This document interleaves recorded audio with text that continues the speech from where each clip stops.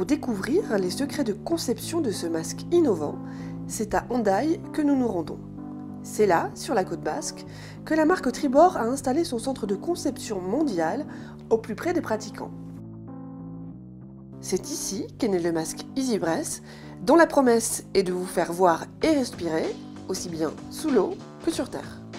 Le projet EasyBreath, il est né l'été 2007, où on a tout simplement été interrogé des pratiquants et des non-pratiquants sur la plage, en Chine, au Brésil, en Europe.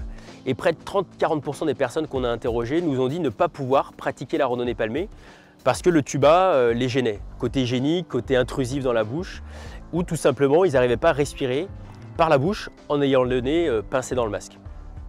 Donc du coup on a lancé avec une école de design une séance de créativité où la consigne c'était inventez-nous un produit où on puisse voir et respirer dans l'eau comme sur terre.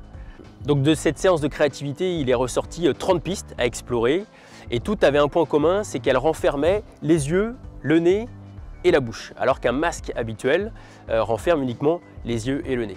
Donc il y avait des véritables défis à relever au niveau de l'étanchéité de la jupe du masque. Donc la jupe, c'est bien ce qui est en contact avec le masque et ce qui fait que l'eau ne passe pas.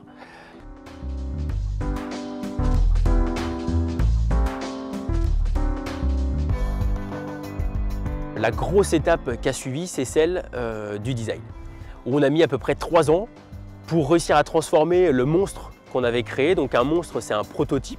Et on a dit aux designers, ben voilà, faut que maintenant tu fasses de ce monstre quelque chose que les gens aient envie de porter sur le visage quand ils sont en maillot de bain sur la plage. Le métier du design chez Oxylane, c'est de rendre tangibles les besoins utilisateurs en produits physiques.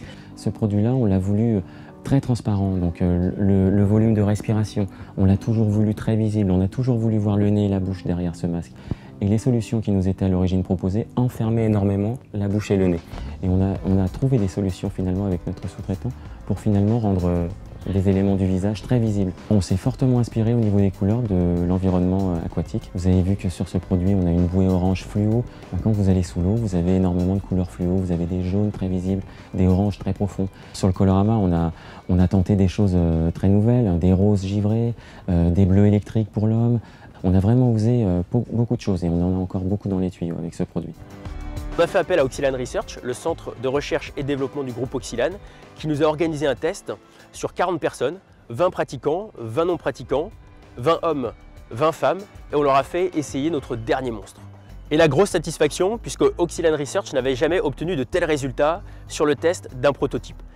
92% des personnes qui ont utilisé le prototype EasyBreath nous ont dit « Waouh, c'est fabuleux !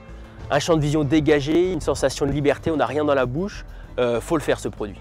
Donc ce projet, ça fait maintenant 7-8 ans qu'on est dessus.